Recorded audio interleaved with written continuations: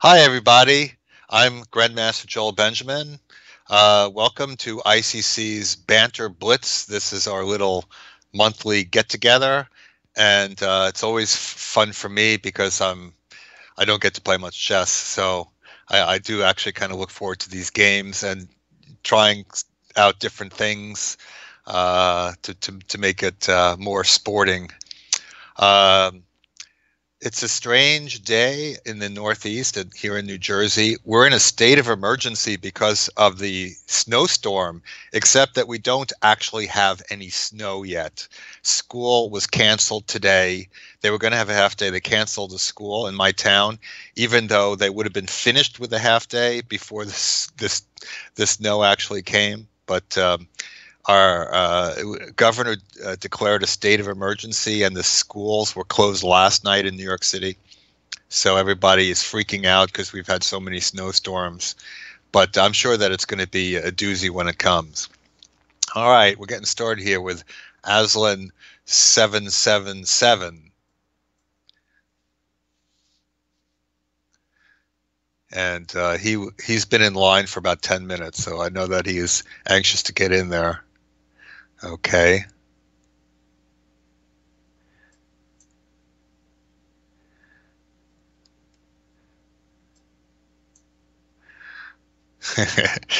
Night on the rim, sure to get a trim.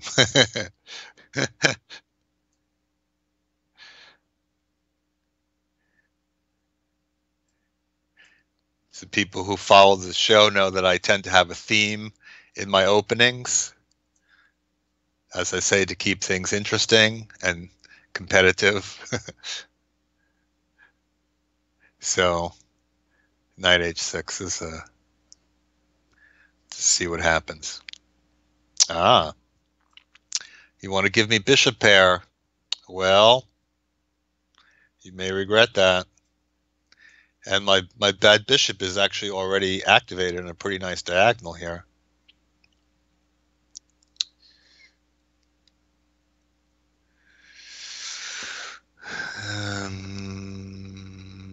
Okay.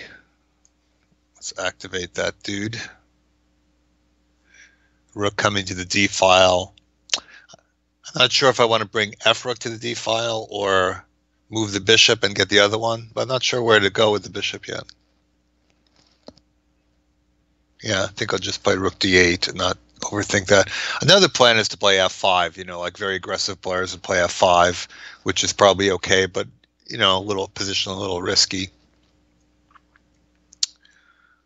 I think I will, should I mean, knight is a good square. I'm going to maneuver it around here. Yeah. I'm going to maneuver it around. I mean, my e5 pawn is hanging, but I don't think it can really be safely taken because of knight f4. All right, let's jump in there. Maybe a sacrifice will be turning up here on the king side. Oh, he played rook e1 very fast.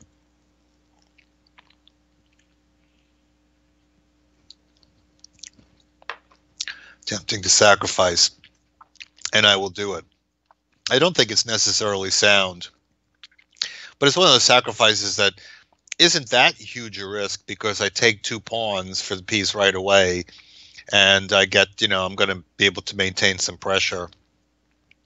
So it's I'm not going that far out on a limb to play this in a blitz game. But you got to take the bishop. I mean, it's not mate or anything.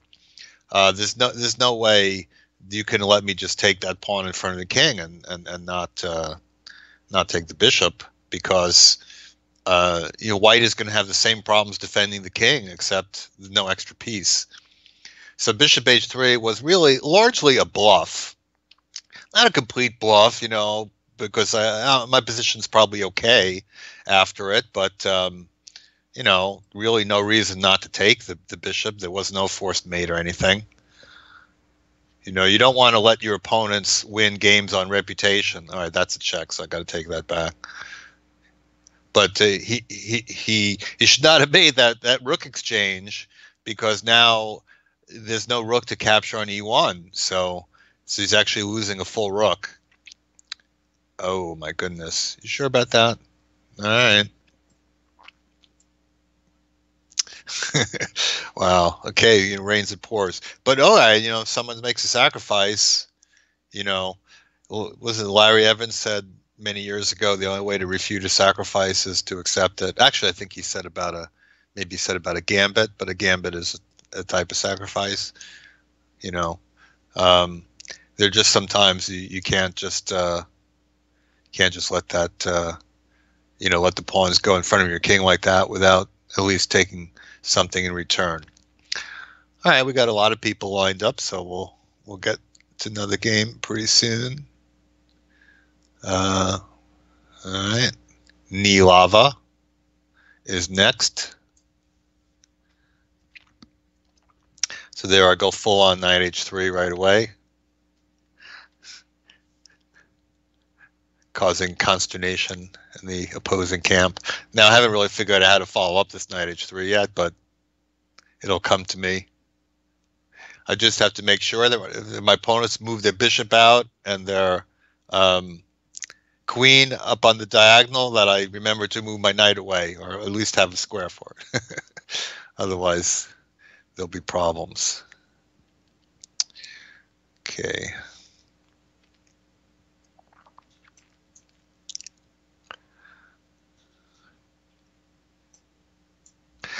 I do remember that I had a game where in the U.S. Chess League some years ago where Nakamura played something kind of kings in the attack with knight h3, not so directly like that. Okay, bishop f5 now. I'm doing some counting. Okay. I think I have enough to play this. So e4, I'm not sure that was well timed, because I'm sorry, bishop f5, because e4 was kind of my plan. Okay, he forces a slight concession with f3, but I'm not that concerned, especially if I get extra tempi like this.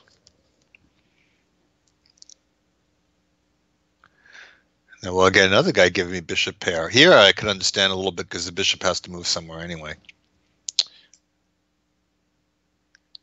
All right. There's still some, there's still a vague tactic of knight takes e4. Like if I move my knight, I could run into knight e4, which might not even work then, but just to be aware of it. All right, e5 stops me from going to f4, but on the other hand, he shuts in that dark square bishop a little more, and this type of structure where he's got these pawns in c5 and e5 creates a hole on d5, but my pawn structure in the center does not leave any holes like that. So usually I'm if you get a situation like that, you're kind of comfy with that.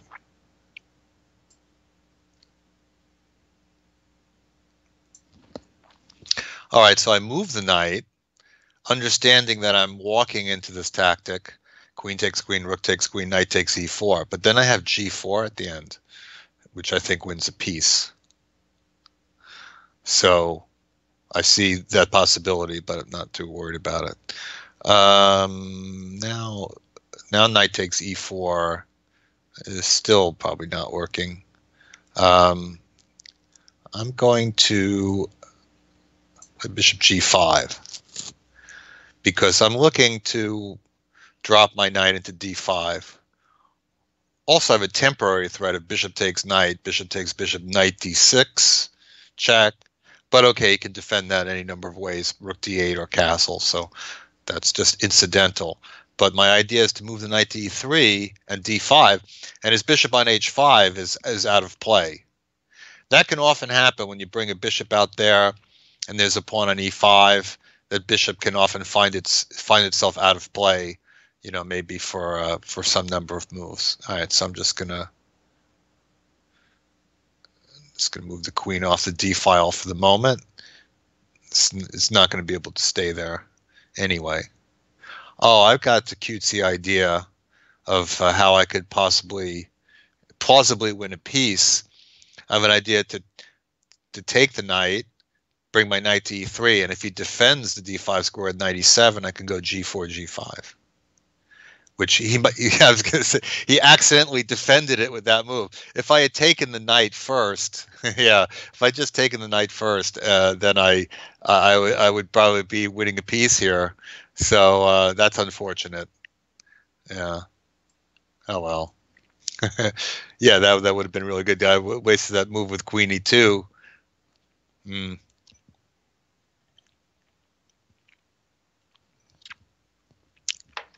Oh well.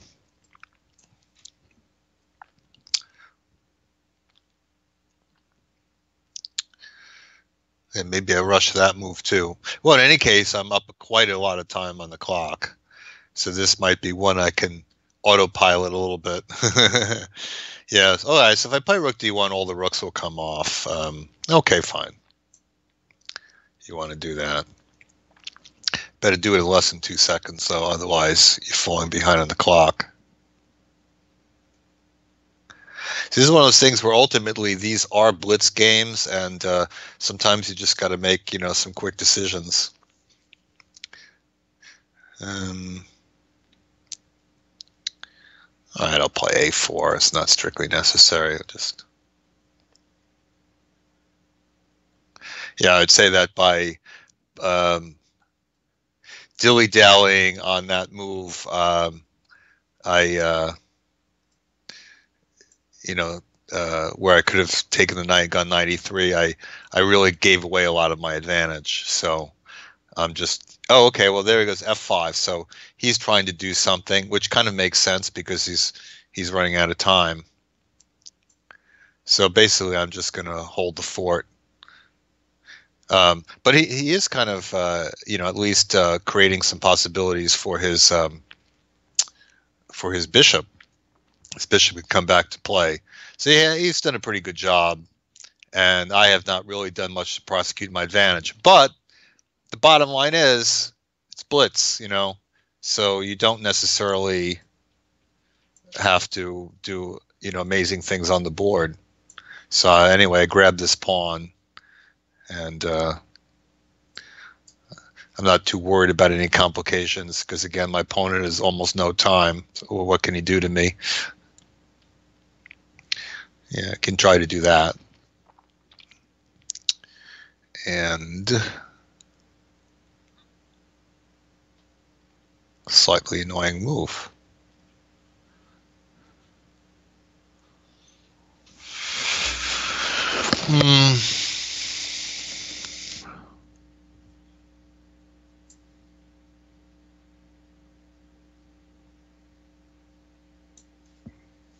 Just a fancy move for confusion's sake. Yeah, not really that good a move.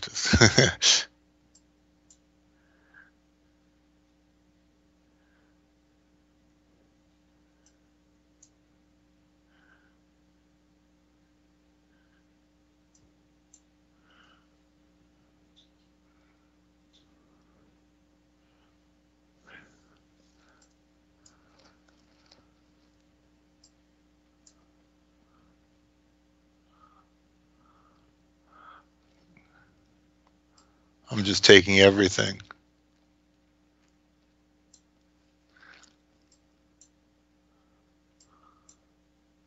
Okay, I'm giving something back to the community there, but not all that much.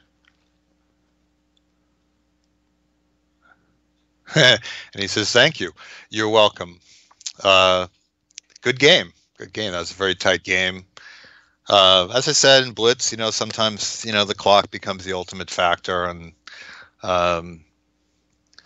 sometimes in all these attempts to come up with profound things to say, I don't necessarily come up with profound moves. All right, next up is Manus.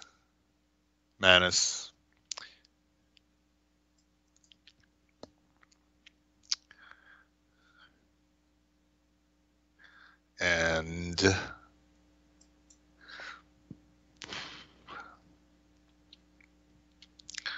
so it's a modern so far.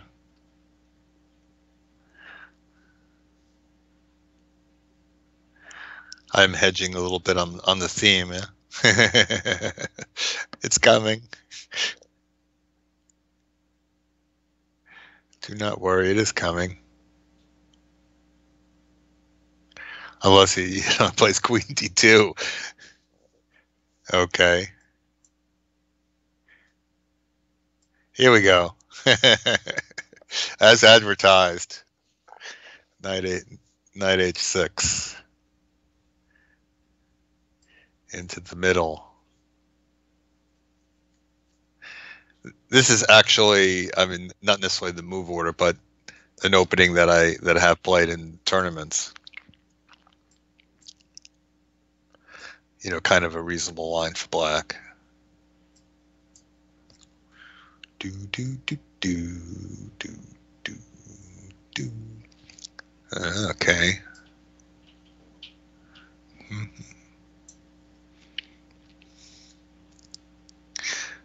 Would have been more worried about that last move when I didn't have any place to go with the knight.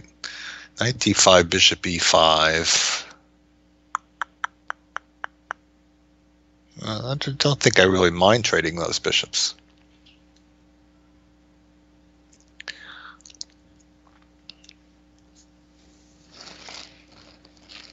I could have also just gone knight d6. I had a safe square there, and that's what I'll do now. And if he takes, what do I take? Could take with the pawn, which I gain more space, or queen. Probably just take with the queen and be looking at this f4 square. Okay.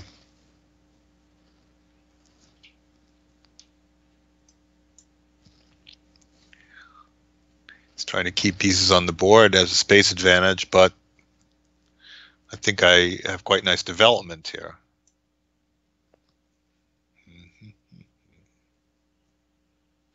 Let's give him a little tickle over there now.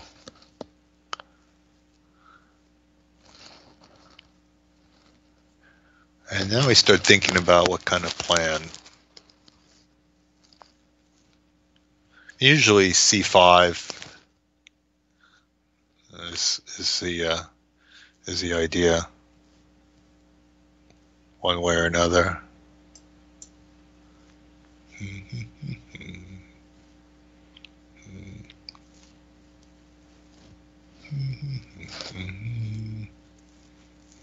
Making a lot of prep moves here. All right. Let's go. My son is always saying that. Let's go! Like whatever he's doing.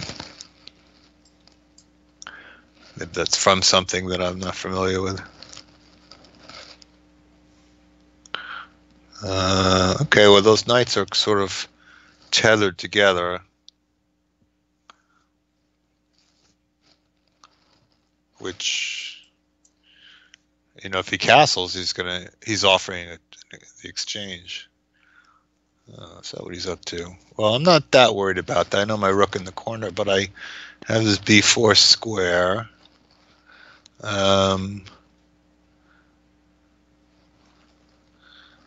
Take. Do I want to sack something here, or? I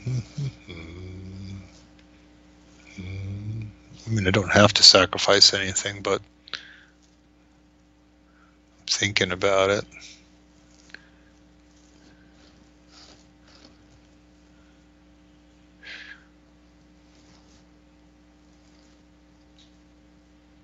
Yeah. Try to do things in an interesting way. Oh, because he doesn't have to take the knight, but then he doesn't get to take the rook either. So I think he will.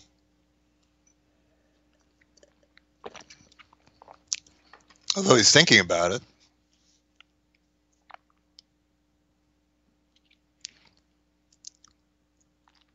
He's thinking a lot about it. All right. He could, yeah, he could move the queen. Safe move. Maybe good move, but not.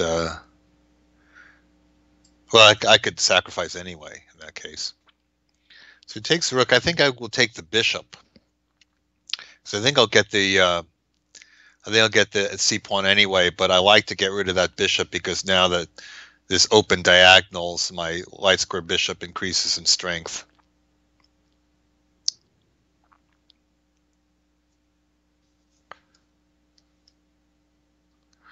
Right. But I think I can take this pawn on c4 anyway.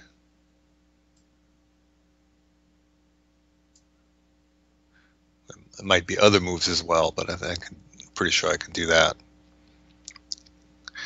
Knight g6, e5, I think will cost him a piece. Knight takes c4, I'll take the bishop, of course. So now I've got two bishops.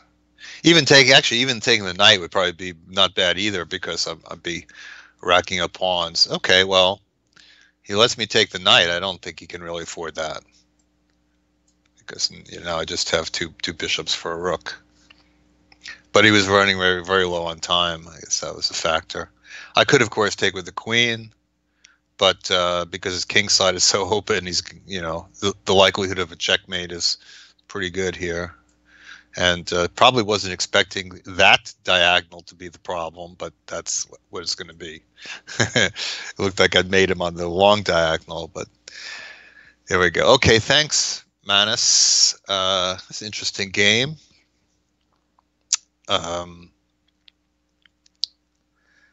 But it shows one fundamental thing, that you can play for all kinds of strategy, whatever, but it often comes down to, did you get your king out of the center? As long as your king is in the center, your opponent will always have extra possibilities, maybe sacrificing some material for initiative, because your king can be vulnerable. So that's why it's a good idea to castle sooner than later.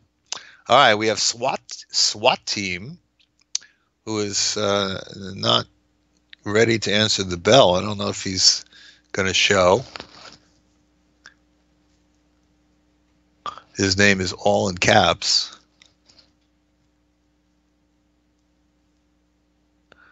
No.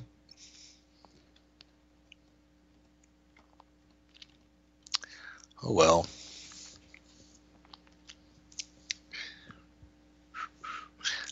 I guess my first move was very terrifying. Bunker Buster. Oh, not just Bunker Buster 220. I guess, these numbers always have significance to people, but, it's kind of hard to figure out what that 220 means, but I'm sure it means something. All right, so I'm going to play it a little bit differently.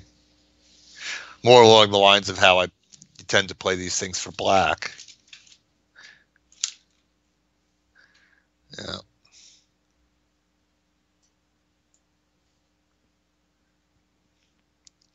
So I'm going to tuck that knight on f2.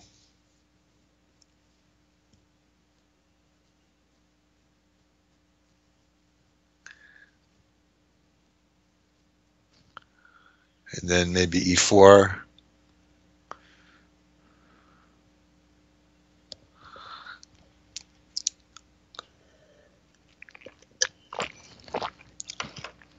I played this type of system for black as well against e4, but it can be risky as black because you with one less tempo, your opponent has more of a chance to hit you in the center. Here, black hasn't even gotten his pawn up to e5 yet. So, yeah, queen d7 I think wasn't really a good move because my knight's going to f2 anyway. And I think his position where his knight should go to d7, and he should be playing. I think he should be playing for e5. I've got enough defending this, so I'm going to go e4, see how he answers it.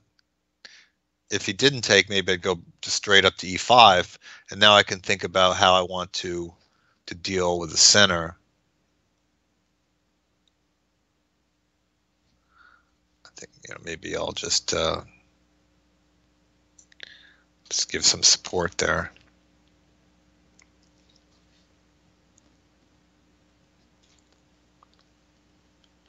It occurs to me that if black had in mind to play c5, that could maybe be answered by d5, and then maybe I'd want to do something else like d5, d5 and c4. So, yeah, maybe I committed myself to that move for no good reason.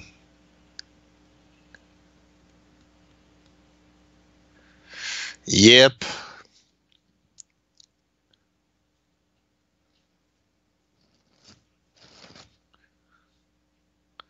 Yeah, c3 was not the greatest. I could have just castled and maybe answered that with d5, but once I played c3, I didn't really want to do that and you know, lose a tempo like that.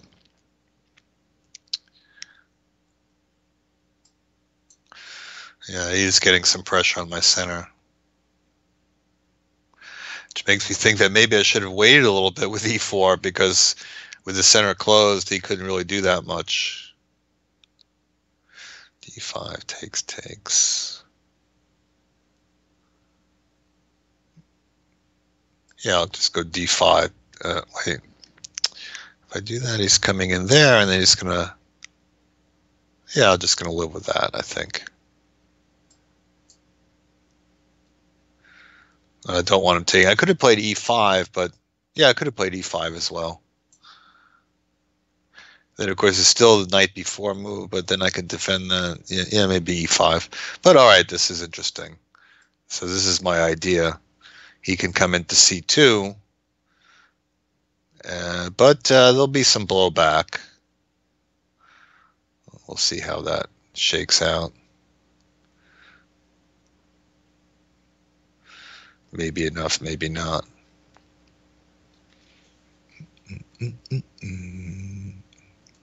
So my idea is I'm gonna want to take the pawn on a7,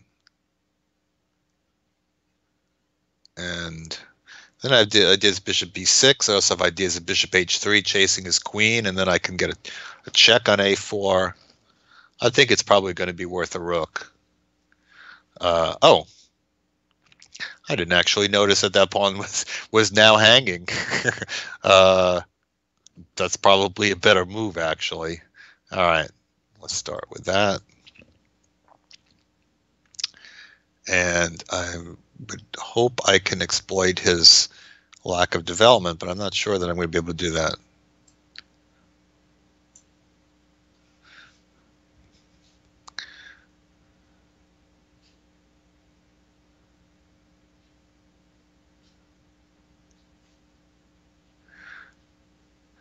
Yeah, certainly if his king is out of the center, his position would look fine, but can I do something to him?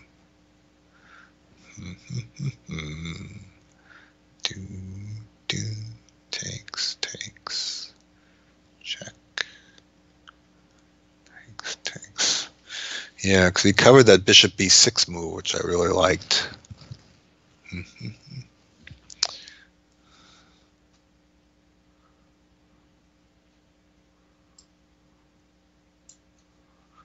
Let's try something here.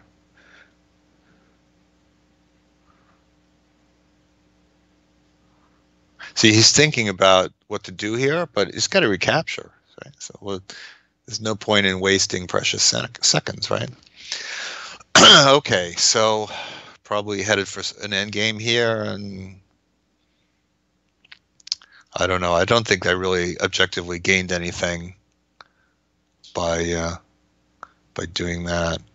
Rook d7, maybe queen a. If he goes rook d7, maybe queen a4.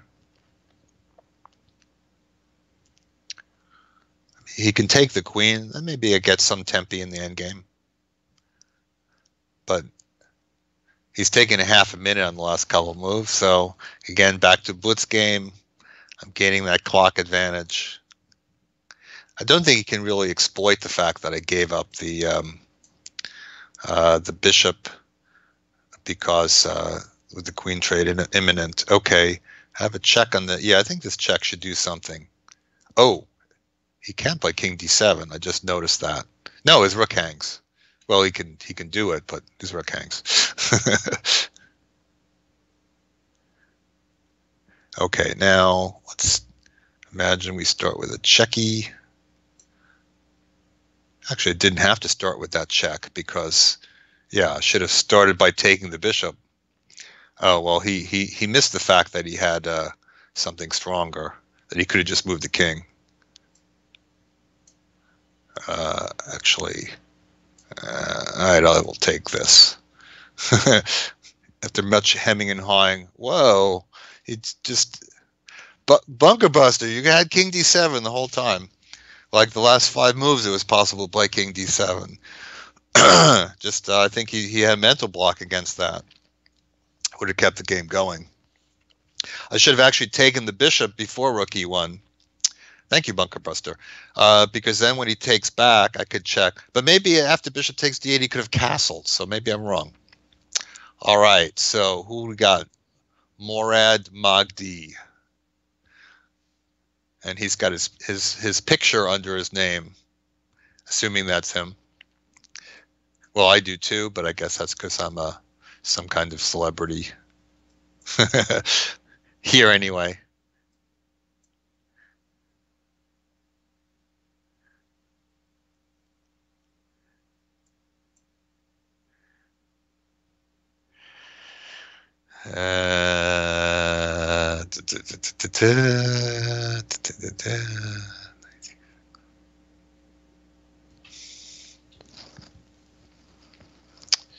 Yeah, I don't want to play knight f6. I feel like that's cheating. I feel like that's cheating. All right, so I have to do this then. Let's see if I'm going to succeed in getting my knight to h6 in this game. He's not making it easy.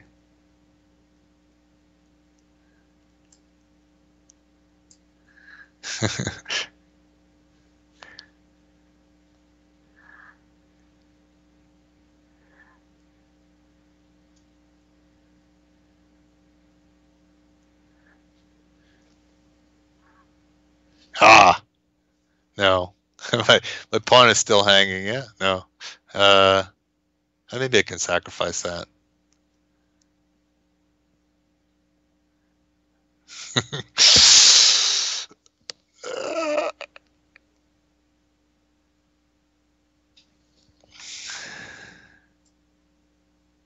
All right.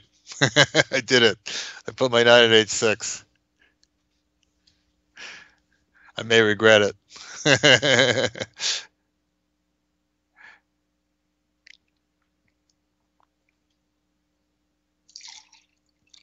What do you do? Queen d2? Okay.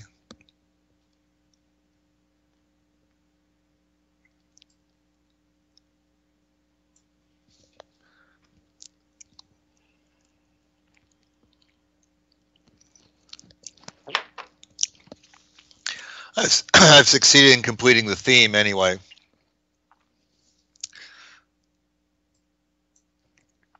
Better take that knight. My bishop is they're just asking for it out there anyway.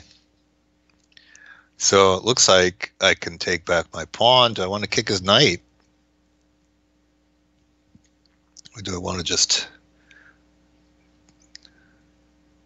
take immediately? I'll just take immediately, I think.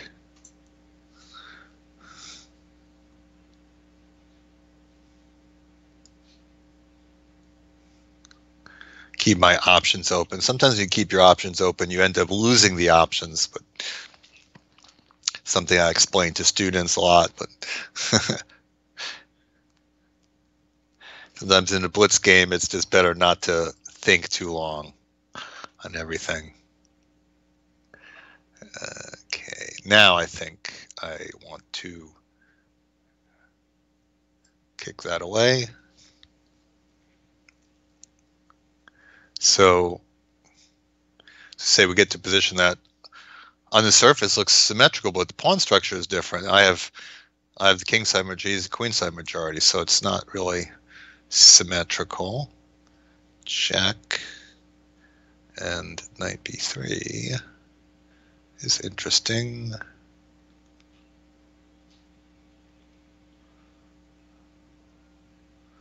All right. Knight c4. No, I don't want to walk into knight c4 like that. So I think I'm just going to castle. Maybe rook c8 was a good idea. Yeah, rook c8. can still do that. It's just not as good. It's just not as good. Oh, okay. I got to pick up the pace because this guy might exploit that time advantage. Yeah, rook c8 last move before it, because then if he castles, I could take on c2. Not as effective the way I did it, but still. Yeah, I mean, now I just. Oh, I was going to say now I have. Can he just do that? Oh, maybe he can just take that, but I can get that back. No. It's very ambitious of him, but maybe it's okay. I've taken too much time. Me and my big mouth, all this talking, and now I just have to pick up the pace. That's it. I just have to do it. But now I think I have a better game. I don't think he should. I don't think that trade was good for him. But better game and winning the game is it's a long way. I might win a pawn. I did win a pawn, but I don't know.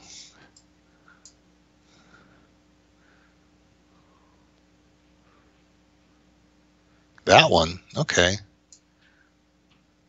My knight is pretty well protected, I think, so I'm not that worried about the pin. I'd be surprised if the pin really should cause me that much damage. I can almost take that rook.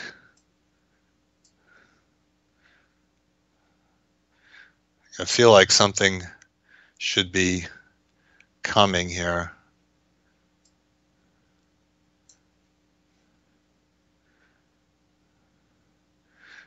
Probably I shouldn't stay in the pin this long. I really stayed in that pin a long time, didn't I? Oh, man. All right. Oh, I should have just not played that last move. Oh.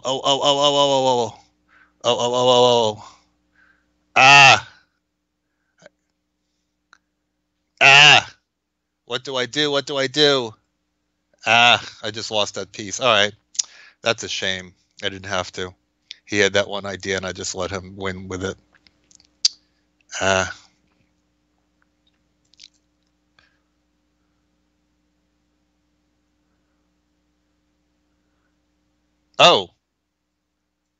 I totally fell apart there. I should have taken a little time over those moves. All right. Well done, Morad Magdi. Okay. Good old ears. Here we go. Now, ears often tries to out-weird me, so I don't know if is knight h6 coming, knight a6? I don't know. We'll see. We'll see what he comes up with. He hasn't come up with anything yet. Is he there? Knock, knock. Yeah, okay.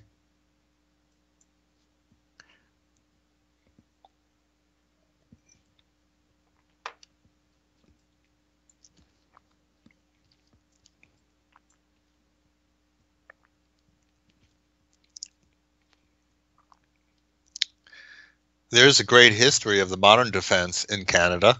There we go, knight h6. Interesting. He's coming at me. That was actually not a crazy idea, knight h6, knight g4. I like it.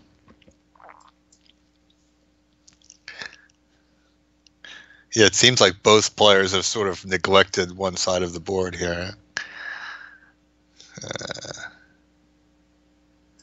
All right, let's get weird here.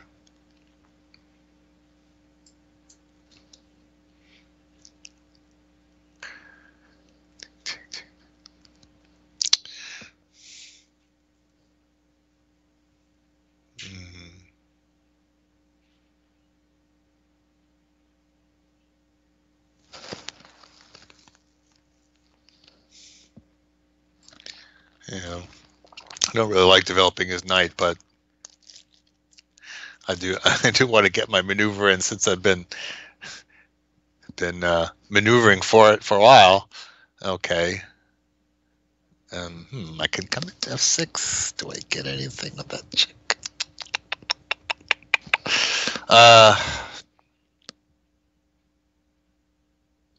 Checking H8.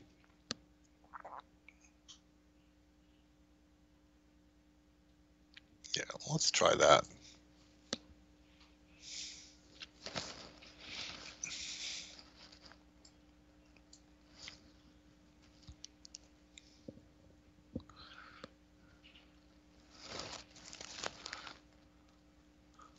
Comes out that way. Yeah, I'm not sure what I was doing with that G4 because he can always play Queen D8. But okay, I've got some ideas here. Pre-move.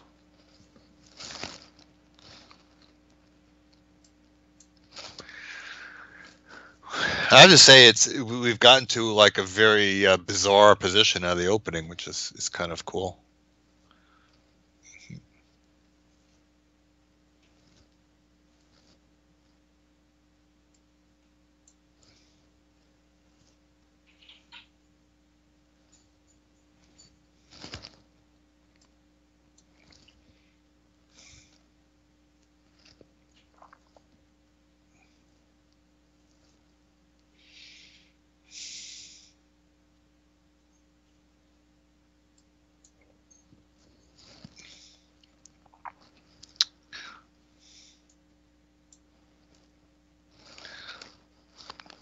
Okay, I have a little transparent thread here. Ears.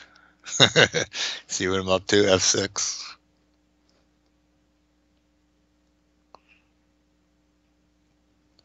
So he's got to defend against that. Yeah. So now let's come back. Mm-hmm.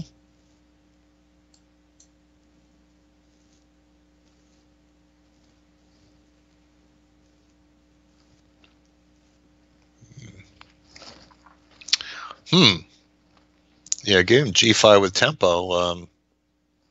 Was not the smartest thing I've ever done. All right.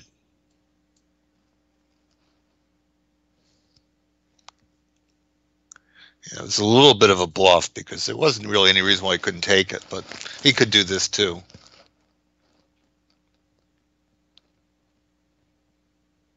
Mm-hmm.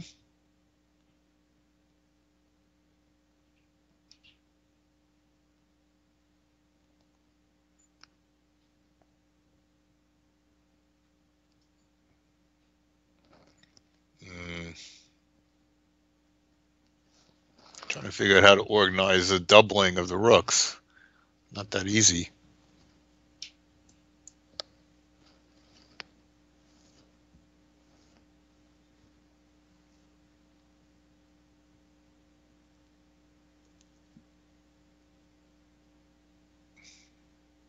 All right, let's go for endgame.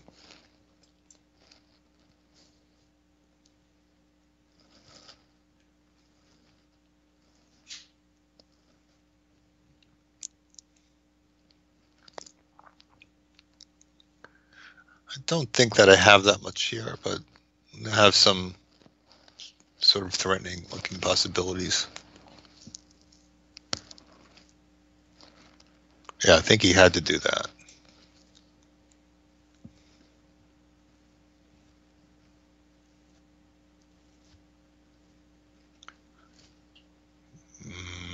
I think he should have taken an H4 because now I think I'm going to come Rook H5 and take this pawn. And then maybe mate. But this might be the best battle Ears has thrown at me. That was very close. I didn't have that much. Yeah, Queen E5 is like one of those moves that you think like you're being safe, but the Queen on F6 was such a rock, really defending so well that I was sort of hoping that it would move.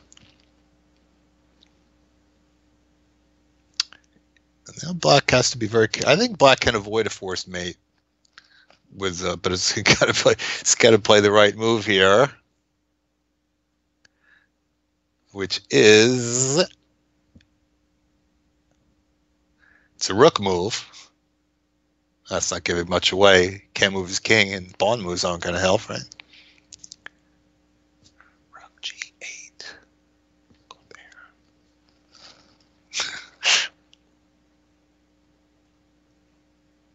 I think he needed to play Rook G8.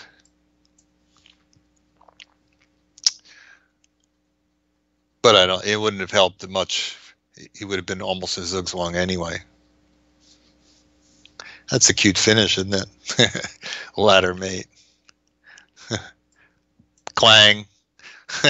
All right, thanks. That was a good game. Really, yeah, the things started pumping up for me as soon as I got F6 in. It was fun.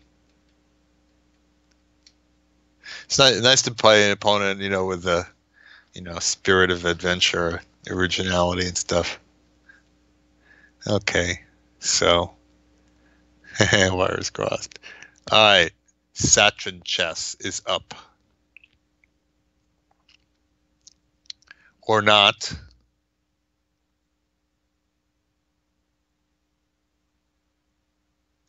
Perhaps not.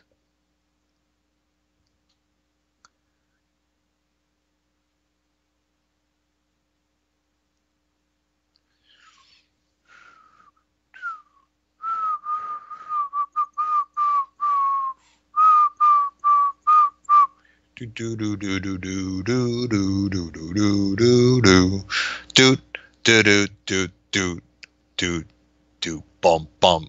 Final Jeopardy. Your answer, please. Well, okay, Sanchez was not ready to answer the bell. I was watching the candidates yesterday live, and I was really enthralled with Fabiano's game, which was equal, like dead equal for a long, long time, and he's squeezing, and suddenly he gets to winning position. And then when he played Rook E5, I think I actually screamed. I actually screamed. All right, I'm just going to be sporty and play Knight H6 here. Chuck Lee is up. And yeah. And my son's like, Dad, what happened? It's like, Fabiano messed up. So sad. I mean, he's still leading, but, he would have had, such a commanding lead if he had won that game. Let's see, E5. Can I play E5? Yes, I will play E5. Even if it loses a pawn, I don't care, because I get so many dark squares.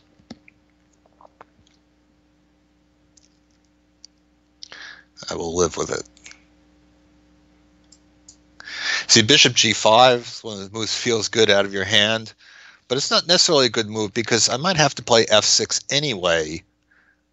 So now this kind of position we get out of King's Indian a lot, but usually Knight F6 going to G4 and coming back. So a little bit different here. Now, maybe that knight will come back to G4 if he lets me.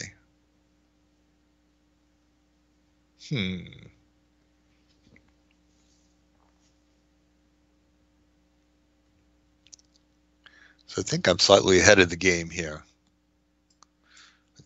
Tempi-wise. Right. Okay. So now, like a King's Indian.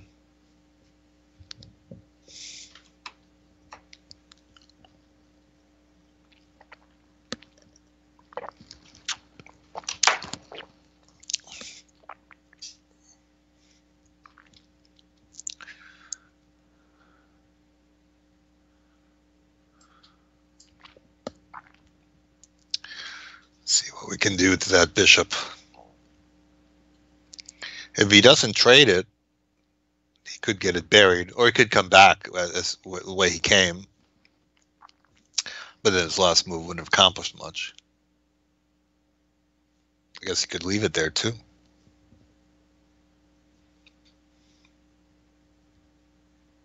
Ah. Is he coming at me? You coming at me, bro? Surprising.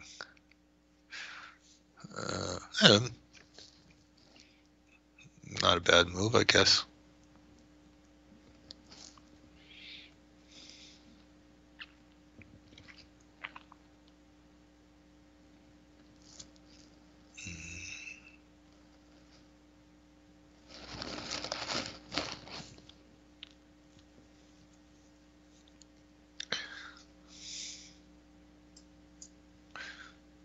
I don't really know what I should do there, but I felt that it's a blitz game. I should keep it rolling.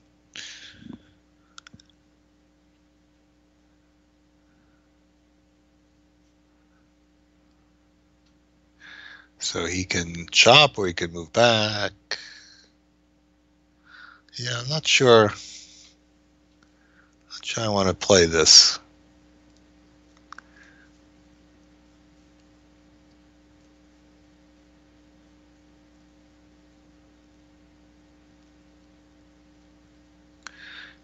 Yeah, my knight f7 doesn't seem to be really so good. I got in my f5, but it's got no place to go.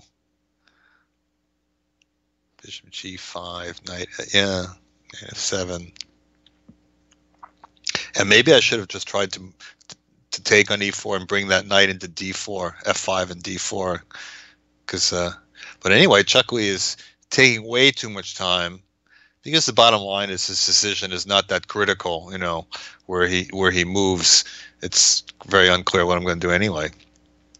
All right, I'm going to grab some space over here, give him a choice, what he wants to do.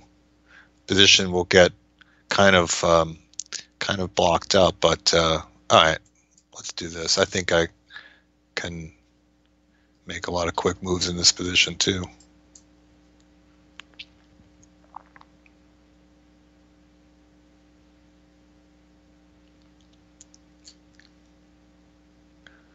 All right, let's Bengal Gambit this.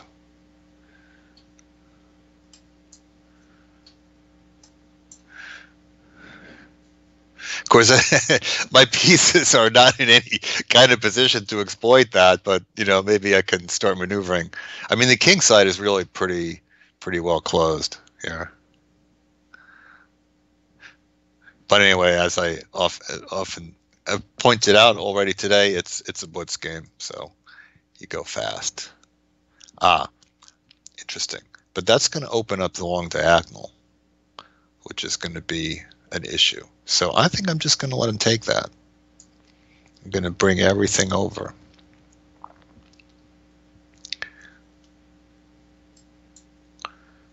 Just doing that for my bishop.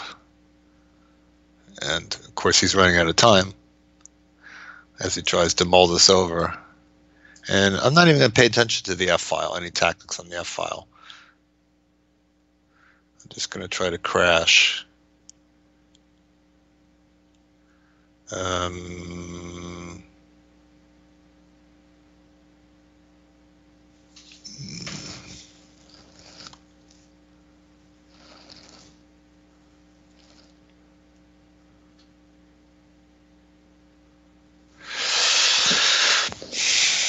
Well, I can think this over a little bit. Time to start sacrificing some stuff here.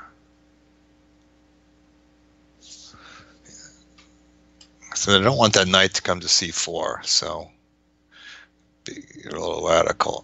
Now I'm good with the sacrifice. Oh, he ran out of time. I'm thinking like, why did he resign? Yeah, well, looks like I'm very close to crashing through in the king side there. I'm not sure if it's totally mate, but yeah, this is okay. In a blitz game, you get to position, you just kind of play the natural aggressive moves, and you got the time going, and yeah, usually it's going to work out. All right, so now we have f8.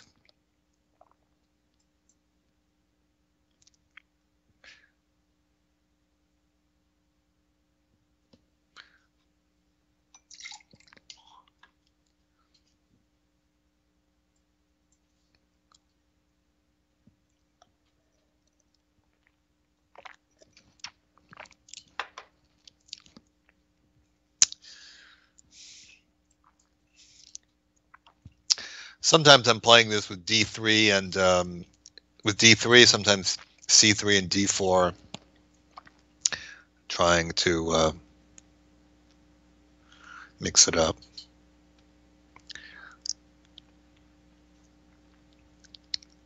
All right, probably really taking liberties with this move, but It's Blitz. Because it just feels a little bit holy and not like holy in a blessed kind of way. Holy with as in making holes.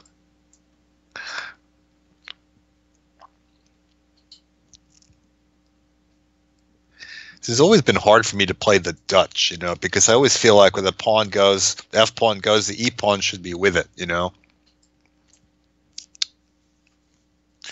If he's F8, I don't know, maybe he likes the Dutch. Of course, there's F pawn who likes to play the Dutch. F8, I don't know. Let's see how to follow this up. What's my idea? I do not know. Maybe put the bishop on the long diagonal. E6, wise move. All right, let me get my king out. I left.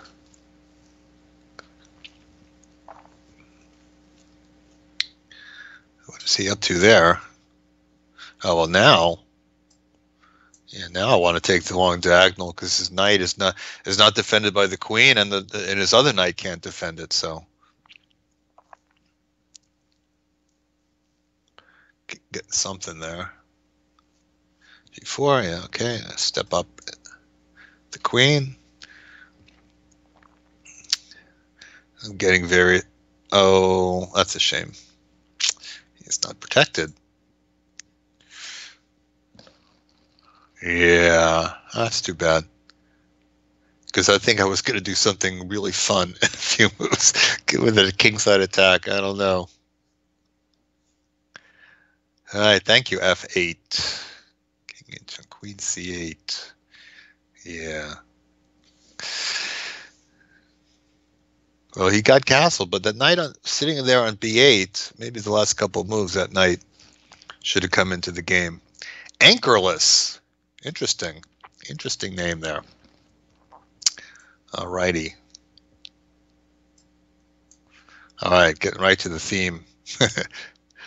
I bet everyone understands D4. I can't really play knight H6 on the first move against D4 because it's just bishop H6 is just too ruinous.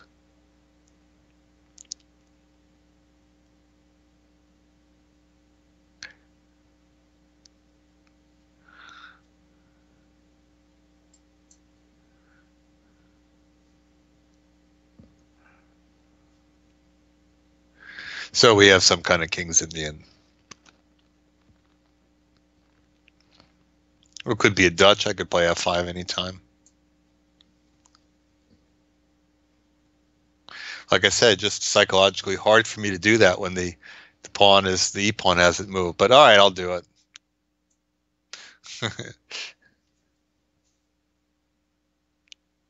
Like when I was a teenager, the Dutch was considered to be a terrible opening, because basically when people played the Dutch, they always, they played usually Stonewall, and they tried just for like a very quick checkmate, like Queen E8, Queen H5, and then the checkmate got rebuffed, and then they got flooded. It wasn't until, the mid to late 80s I started playing. I went to Russia and I played against Russian grandmasters, and then I saw different ideas where they they played for the center. They just developed their pieces. They basically just play kind of a normal position where the F pawn was fighting for the center, and they just played in the center not to make weaknesses, and the Dutch became a viable opening, and now it's not a crazy thing. I haven't seen Nakamura do it for a while, but he had it very much in his repertoire for a long time. But it's still hard for me to embrace it as an opening because I just grew up, and I won, until I started playing Grandmaster, I won basically every game I played against the Dutch. Because usually the opponents weren't that strong, so it wasn't that much to do. But yeah. And I started losing some games to grandmasters, and had to kind of figure things out.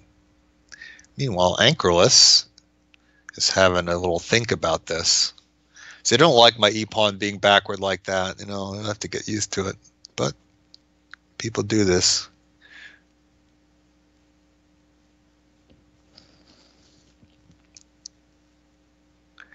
Again, in the grand scheme of things, it's better to just defend that pawn quickly. Maybe he wants to play b3, but probably that I'll take the pawn on c4. So I think he. Oh no, no! You can't put your queen on the diagonal of the bishop. Anchorless. Long think, wrong think. Because queen b3, that was a way to defend the pawn painlessly, and it's even game more or less. All right. Okay. Clownfish is back. This is not this is not a really great theme to play against a good player, but we'll see. We'll see how it goes. I'm not getting a perfect score today anyway.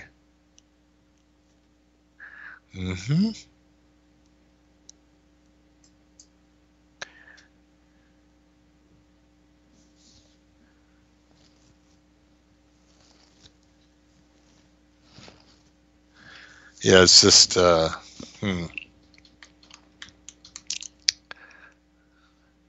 Bishop e7. Okay. Very patient move.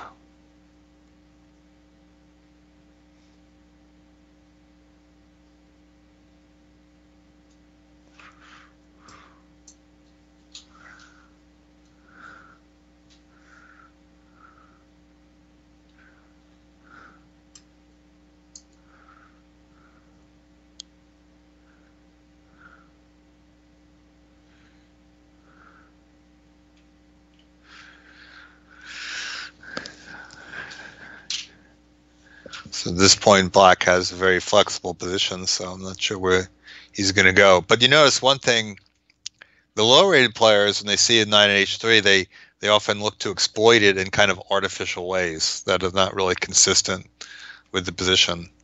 And it's possible to play kind of sensibly and let the knight sit there.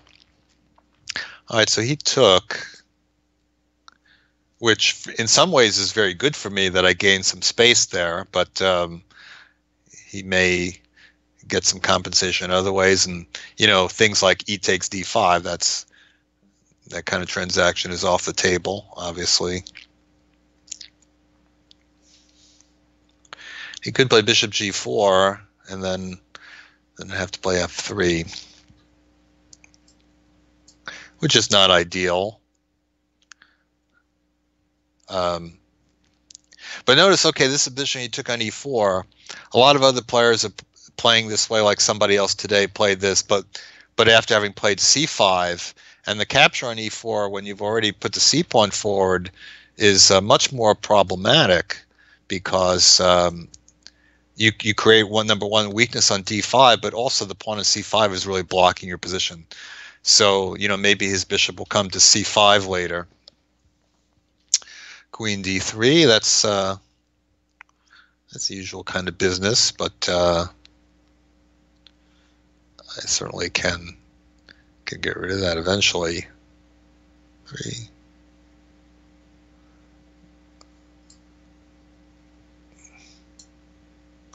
He did get me to play f3 without playing bishop g4, which is, he saved the tempo there. Still not chasing the queen out yet because there's a pin.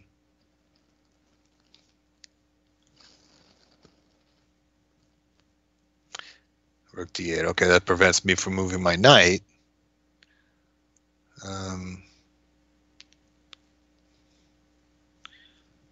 He's played very slowly in this game, I think. I kind of like this move for some reason.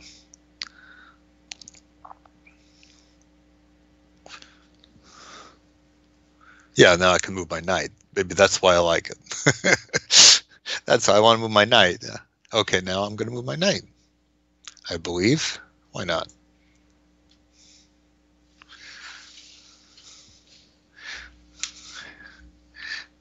Okay, well, he's...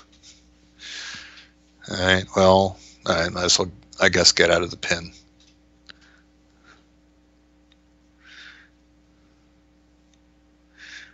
Now either the queen has to move or he has to take. I think I'll move the queen. Yeah, maybe he could have tried queen c2, though he's burned a lot of time and maybe didn't really have much time to contemplate whether the queen was safe there.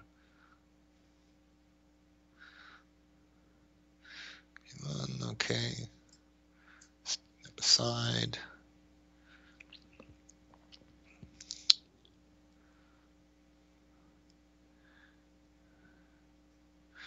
I wonder if I should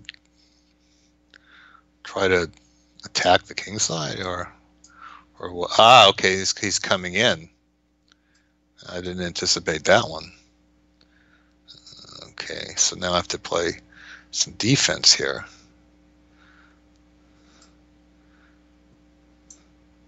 I don't know if that move is going to hold up, but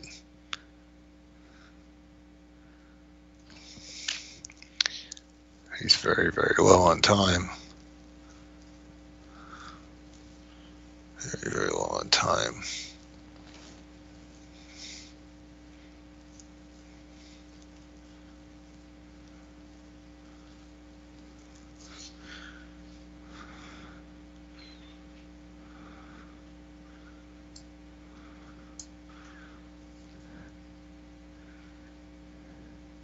It's the kind of position that once I kind of extricate my pieces, I'm in really great shape because he's so low on time.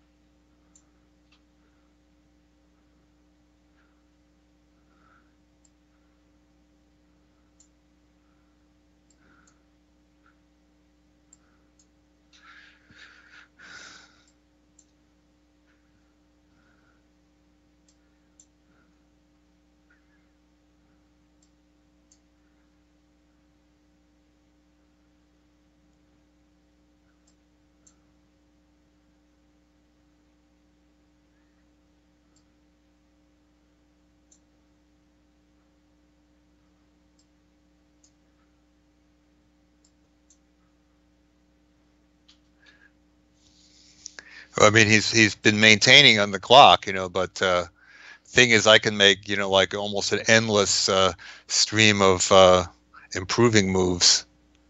So it's not easy to play for black. And then I start suddenly doing something, and then he has to think. It's not easy. Now something is happening here, and probably white is already winning. It seems to be like a lot of our games go in this type of fashion.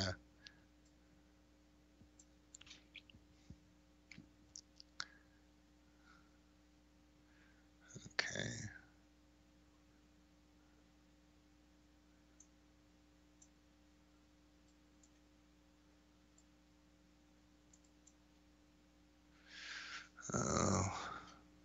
See, my plan is not as good as I thought it was.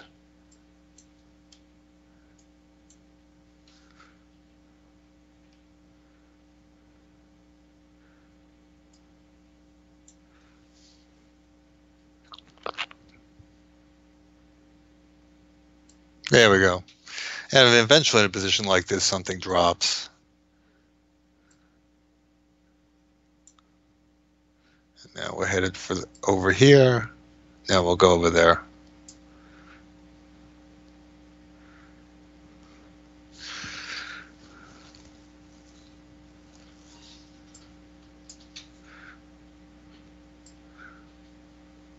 All right, let's be sporting.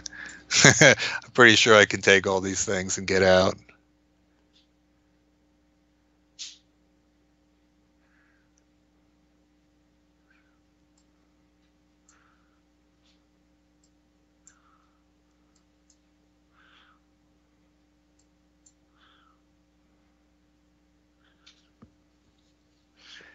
Yeah, okay. Thank you, Clownfish.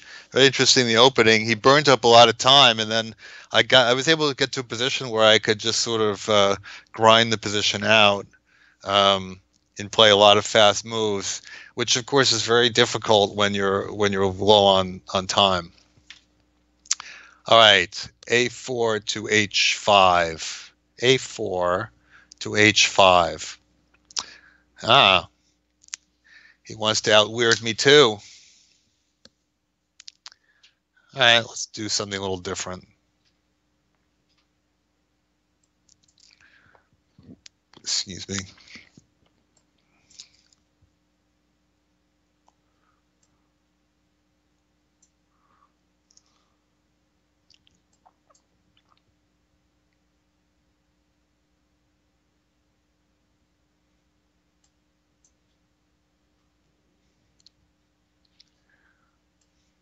I mean, it's a pretty random start to a position, a sort of somewhat normal looking position, except the knights are sort of strangely on the side.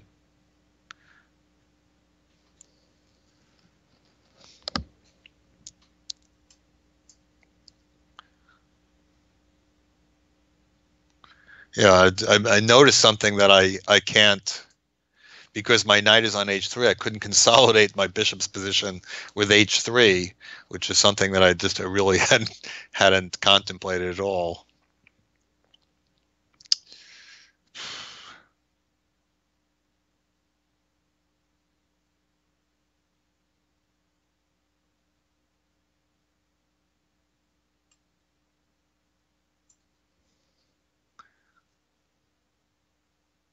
Yeah, so in hindsight, I would not have rushed that bishop h6 move.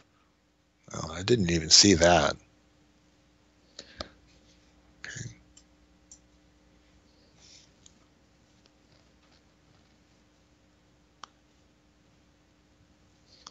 I got to take with the knight.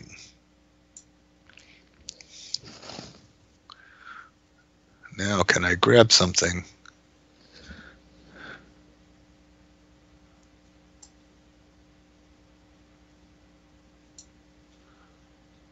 Grabbing with both fingers.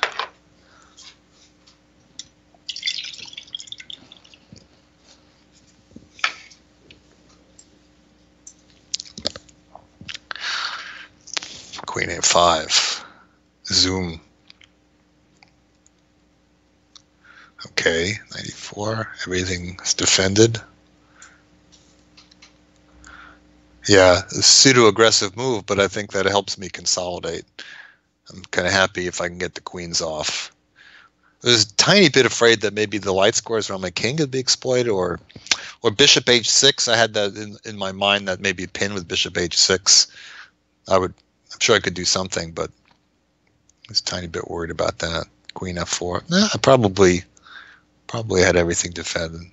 Wow, he was really playing very fast in the opening, but I just realized now. But okay, he's ahead on time, but all right, I think I should just defend that with the rook and not get my pieces entangled by taking on c5. Mm-hmm.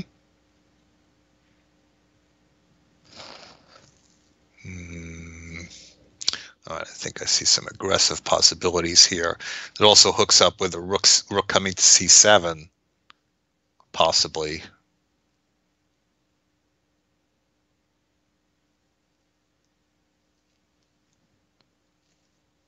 Guess he could play knight e5 to stop it.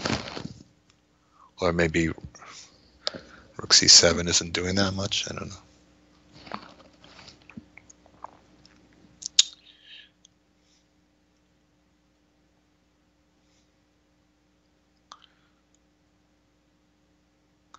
Yeah, I'm not so sure. Well, that I'm happy to see. He could have played f5 also. I mean, I think he should be aggressive and attack something. And now, do I want to start jumping in with my pieces? Knight d6. No. I'm actually going to do this. The idea is rook c7, queen a4. I didn't like so much. E5 now. He could have done. No, he couldn't have done that last move. Queen f3. I think I like, because I like that setup on the diagonal. Like I might have some tactics. Also, all right, I'm hitting f7 for starters.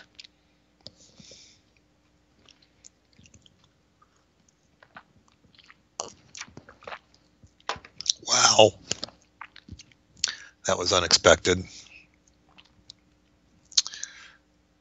7.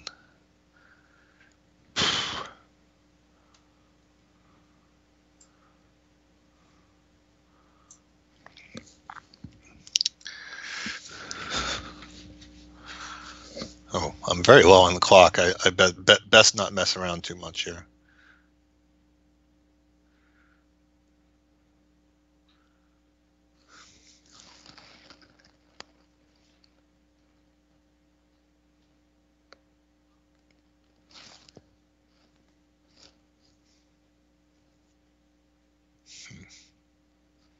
So you can't take the knight. You could try taking the rook, although it looks like very dangerous after knight h6.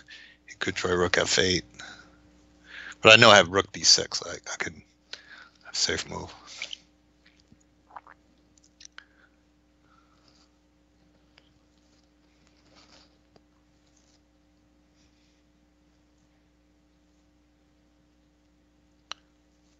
Now I'm about to catch up on the clock. Me likey. Okay.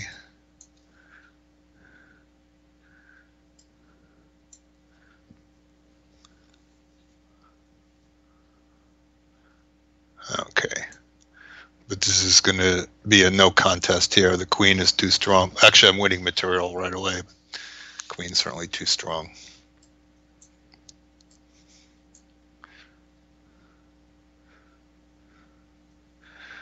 All right, think a4 to h5. I guess pushing rook pawns. That's the common denominator. All right, 11. Oh, Canada.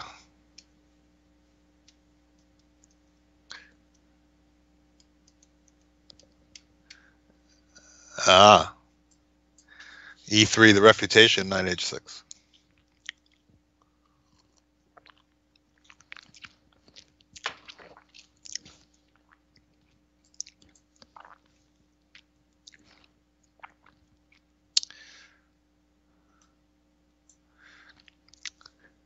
All right, we're going to change our strategy here to do something different.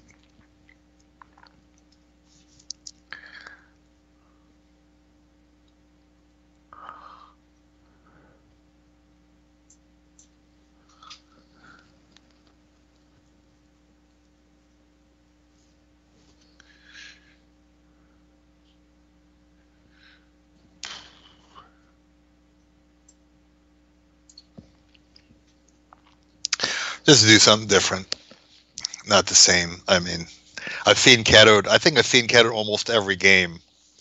I mean, it does sort of. Sometimes I have to do it just to be able to play knight h6 or knight h3, but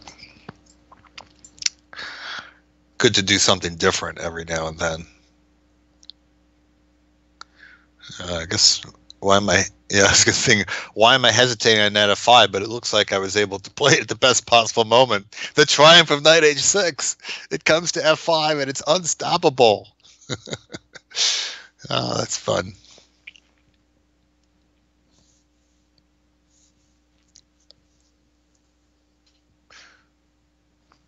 Yeah, it's just totally destructive out of nowhere. Yeah. Well, in this type of formation, they do have to worry about sneak attacks to the e3 pawn because it is hard to defend. So it's kind of thematic like that.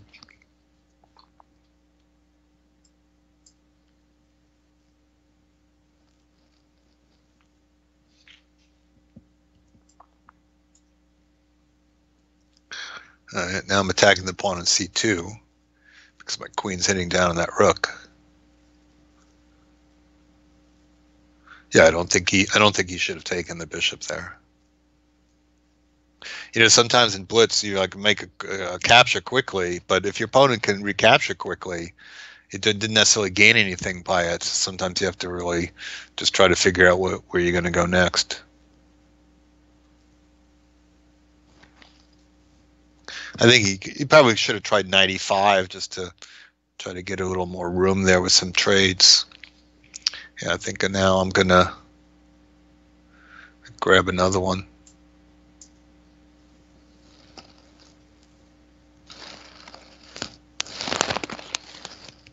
That was slightly surprising, but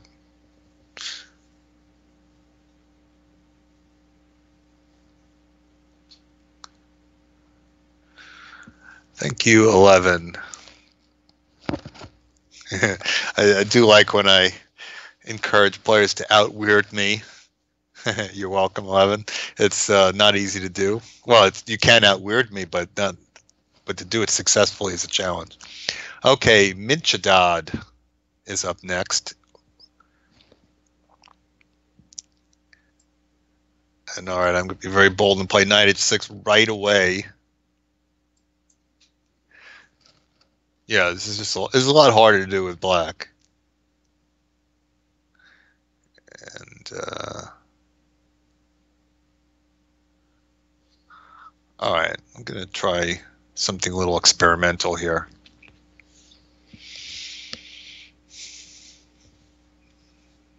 Well, I mean, if he took and then I took and then played knight c3, he could have the position with extra tempo. It's possible to overthink these things. Usually, when the pawn on d5 is only defended by the queen, it's going to be good to take it.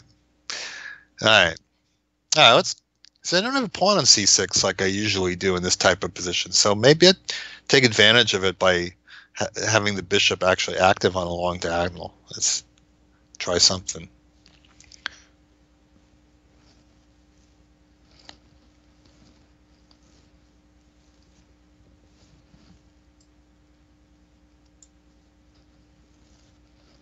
I always check that my knight has some place to go. Okay, so I see what he wants to try to bother my knight on h6. Okay. Yeah, bother away.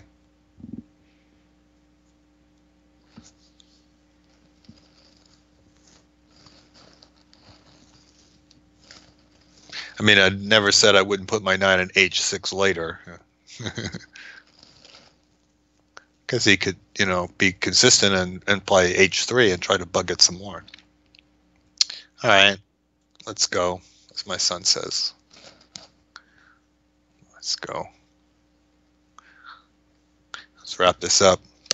Who knows what kind of mayhem my kids are creating in the house. Because it's a snow day. I actually do, so I see some snow. There's a very light sheet of snow on the ground.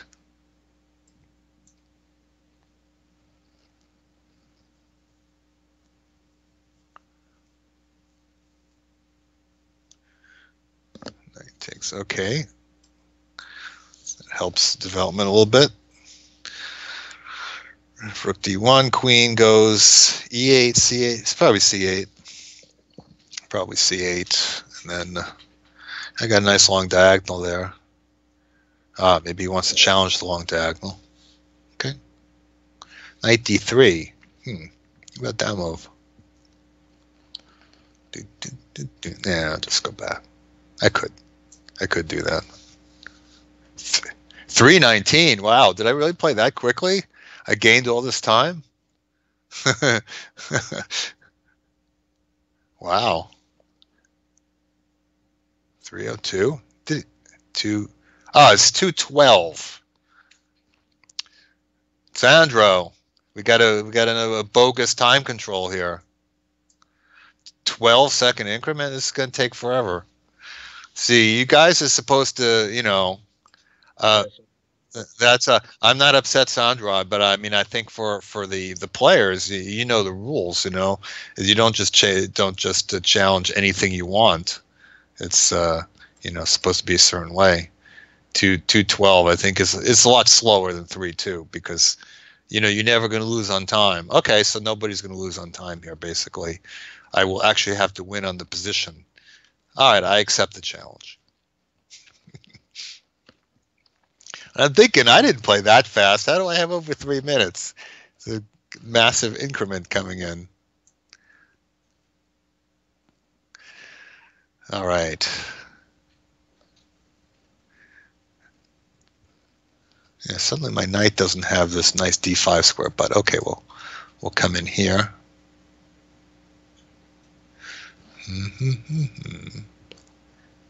And what am I working on here?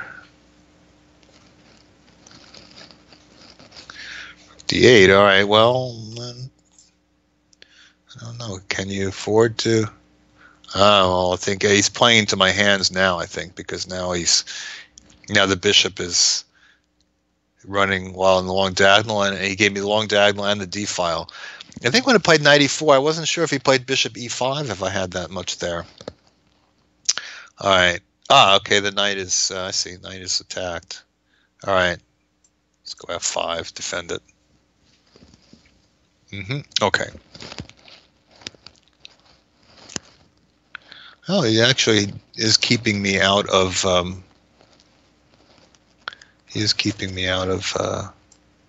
d2. So the d file is not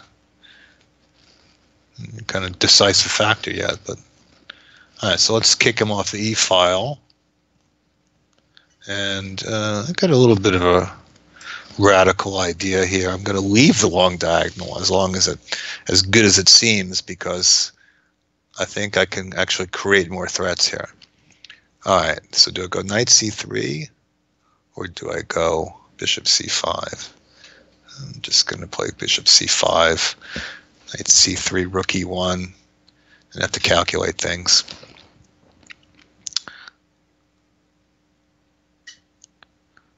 Yeah, I don't know if this is as strong as I hoped it would be, but okay, let's just see where it leads.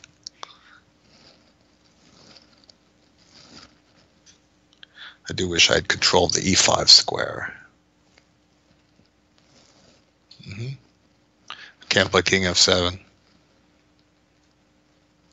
Maybe I could try to get control of that square. I thought rook c3, but you know, actually there isn't really any hurry to play that move.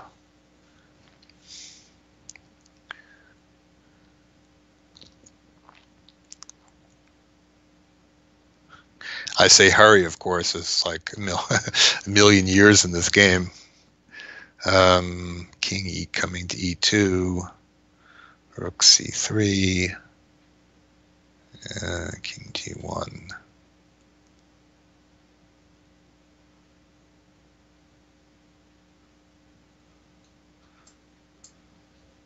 Let's try that.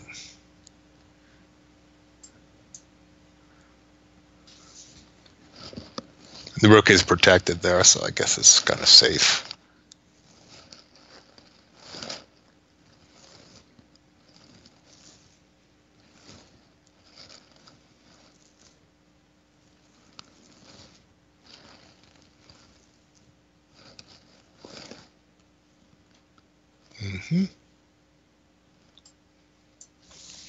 I got a nice little minority attack going there.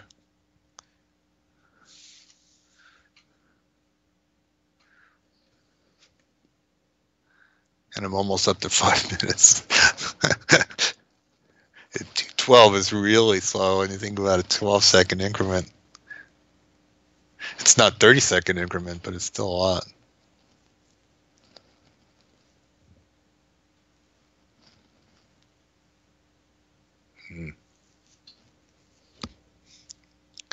All right, let's start with pinning it.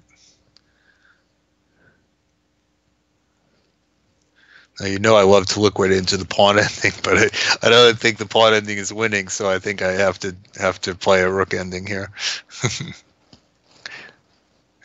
Well, he has to play rook e2. There's nothing to think about it. It's, you know, yeah, I don't see how knight c3 works, so I think it's going to be take, and then Then I should take and take.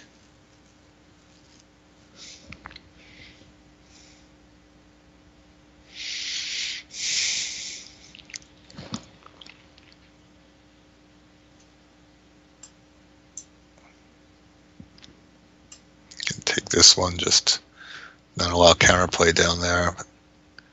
Okay.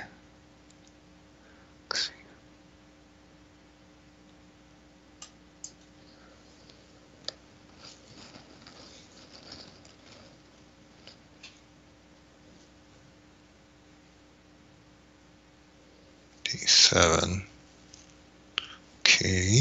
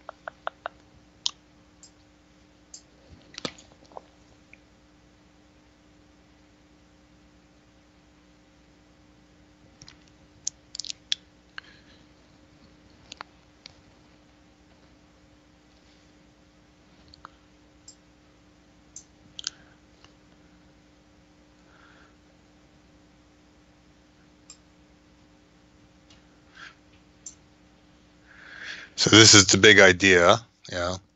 Let's see, H5. That takes. That was my B pawn.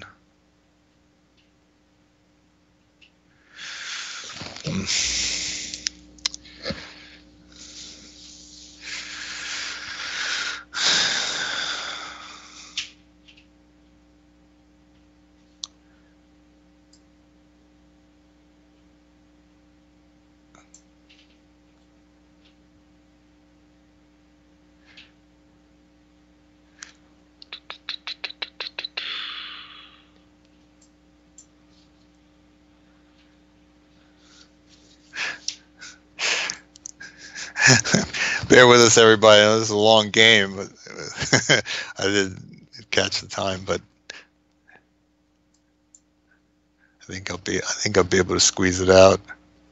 It's one of those positions where the idea is to put the rook on someplace on a square where it defends everything and can't be chased, and then you're in position to move. He's thinking about this move for some reason. I don't see anything other than rook h5 he can do. All right.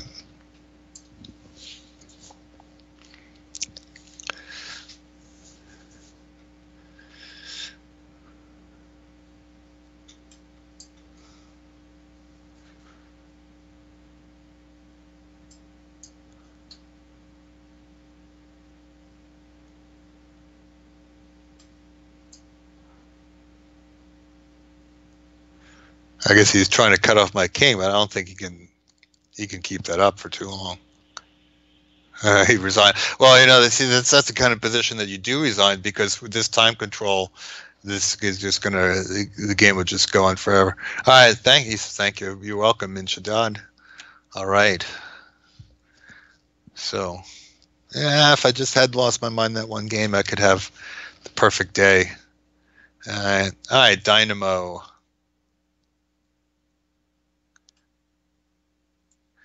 Yeah, the problem is that when d5 happens, I almost have to play g3 because I can't let the knight be taken. So.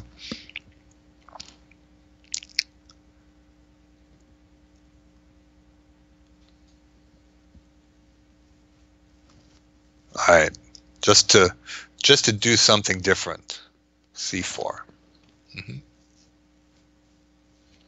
To do something really different, knight f4.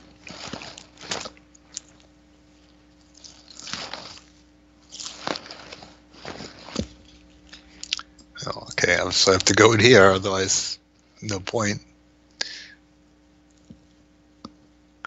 All right, so something different happens.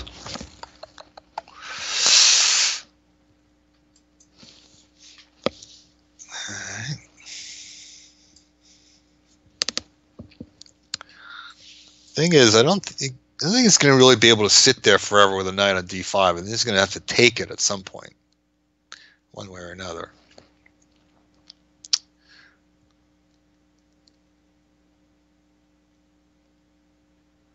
All right, let's try e4. I'm not that worried about the bishop because I'm going to take I want to take on d5 with the pawn anyway. It's going to block the bishop's diagonal. So, you know, here's a dilemma. Does he leave it there and I have complete control of d5 or take en passant? But now I get kind of one more pawn in the center. Although I think I would take en passant too. But I got kind of a comfortable, interesting position with knight h3. Oh, well, okay, well now I can shift gears. He's not worried to take on f6. I mean, I would give up, you know, all that good stuff. I have an idea here.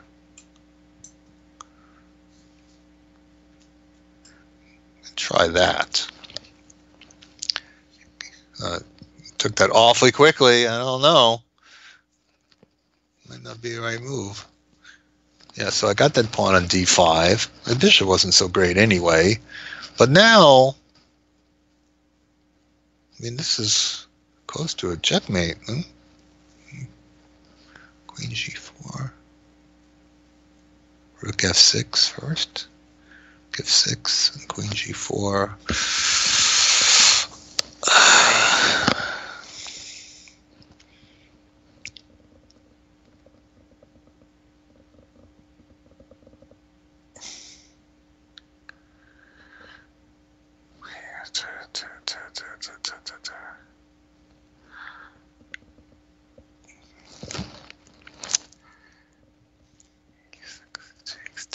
I'm trying to work out some tactics, rook f6 and queen g4 ideas.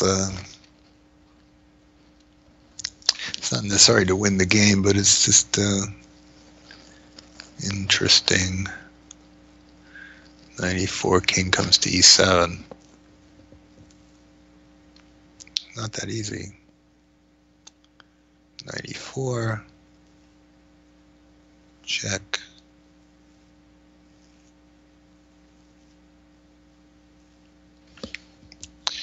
All right, I think I'll just take. Maybe just take, and then maybe just take again, if he lets me.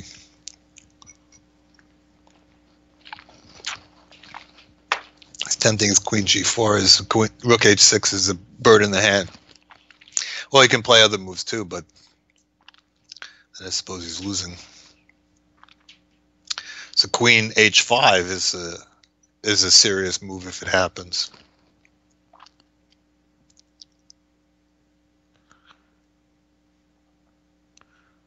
Yeah, that's a problem. The rook is pretty strong on h6. He could try king g7. No, obviously it's a tough position for black. Knight e3, queen h5. Close to mate, queen g5. I think I just take his bishop. All right, what I'm going to do is I'm going to come here, and on rook h8, just take it.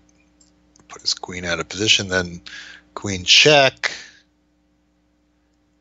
Actually, I could probably win a piece coming down there. No, maybe not. Maybe I'll go here then. All right, well, anyway, I got to pick up the pace a little bit. That I got to do.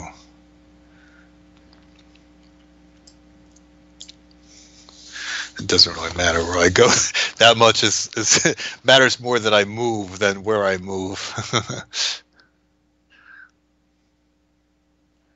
Okay, I got my knight kind of sidetracked there. I guess maybe I shouldn't have done that. Maybe it does matter where I move, but mostly matters that I do move.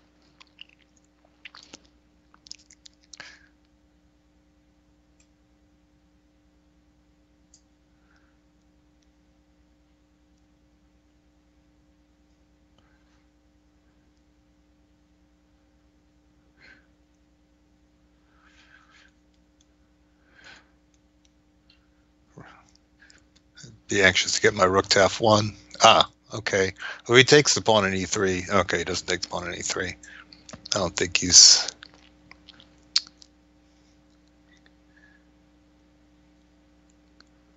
Queen h6, I'll probably just go back, even though...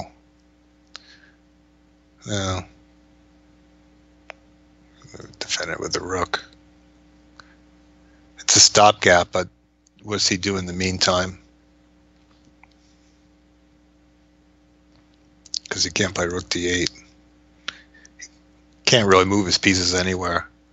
And I've just about equalized the clock, which was... I got lost in some cool possibilities that I wanted to do.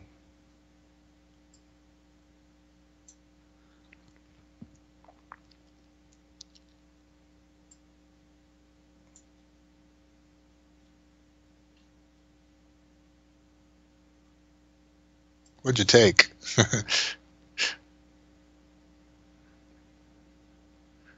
Took something from me.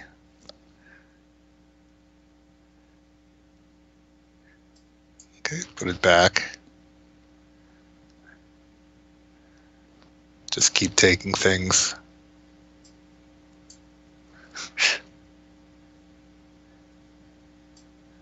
Take more things.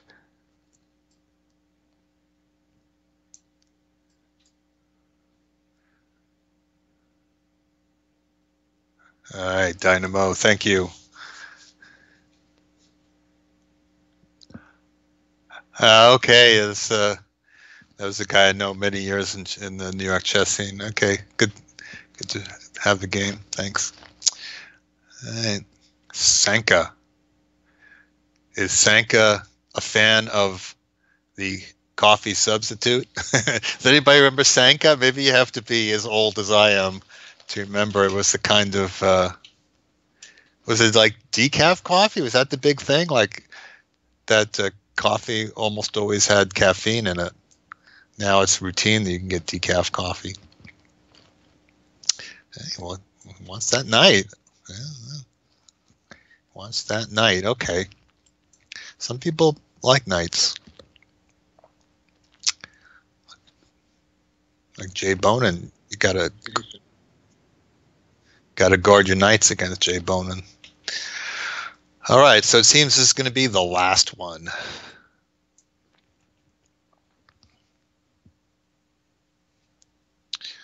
Let's Castle.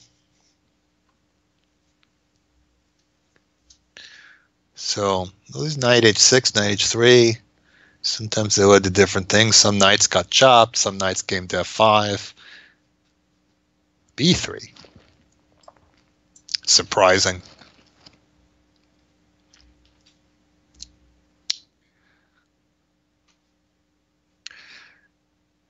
So trying to get some pressure on his center. I do have a possibility of the queen coming to d4, which might win something because his knight is not defended. Okay, he defends center. And as good as, oops, I almost moved my g-pawn. I grabbed the wrong thing.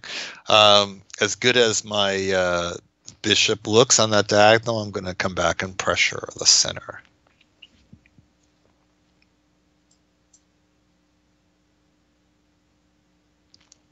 All right, so I think I'm getting something here. Could be wrong, but didn't do about that. See, this b3 move, it guarded it. What does it do? It guarded a square that was already guarded, right? c4 was already covered. So I don't know. Mysteries of the universe.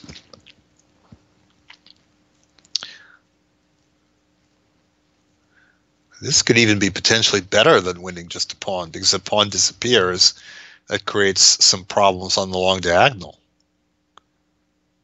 So I think he's got to, just got to move the knight and move the rook, and then just, yeah. I was thinking that, but this might actually be, I'm thinking this might actually be more problems.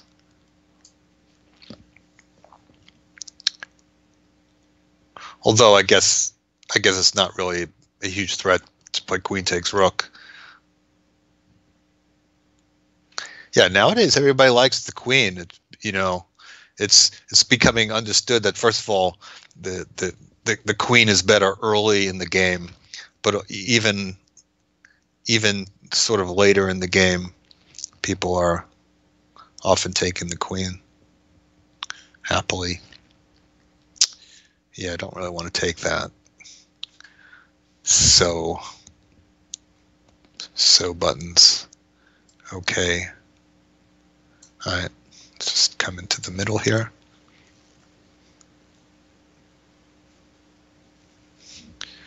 And I think it's safe enough to hang out down there. Keep my bishop guarded.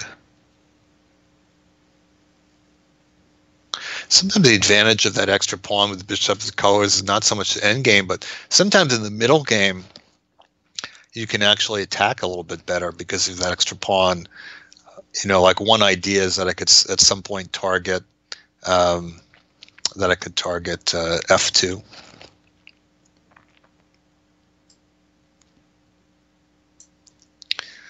Of course, I got to keep everything protected too.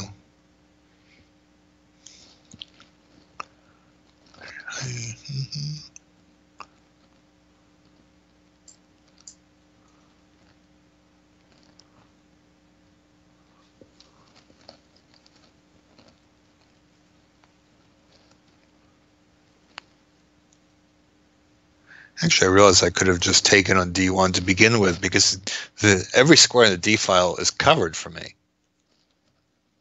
So I didn't really have to worry about it. But the good news is I saved a bunch of money on my car engine. No, the good news is he's taking an awful lot of time. Yeah.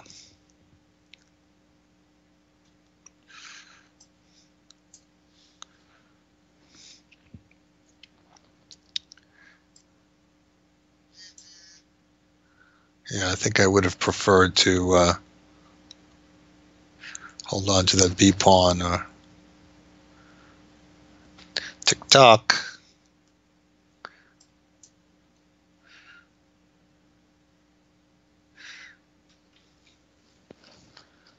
And maybe the knight is slightly out of play. Although knight a5, it really didn't look too bad to me. All right, let's shake in. This is loose. Let's grab it with both fists. Actually, I can play e6 and also solidify the knight.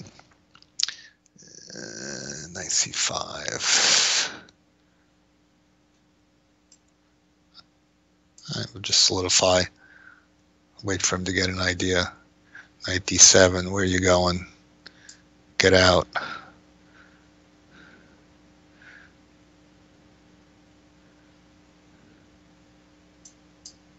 Get out. And give me. Just grabbing everything. Oh, I didn't really want that to happen. Check.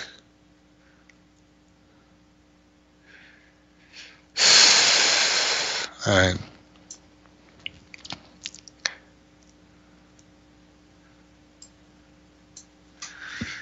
Bishop is colors, but a lot of extra pawns. And now that feels like, oh, I'll just take the f pawn. That's simple. Now his king is very exposed. See, that's the thing that I was saying before. Queen c7, annoying, gets in diagonal, but can I just take the bishop? I think I can just take the bishop. Because I can come here. Yeah, but now I made him first.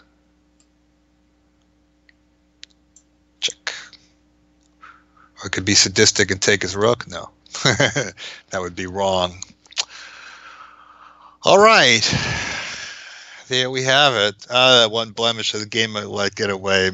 I don't like losing the games that I'm winning.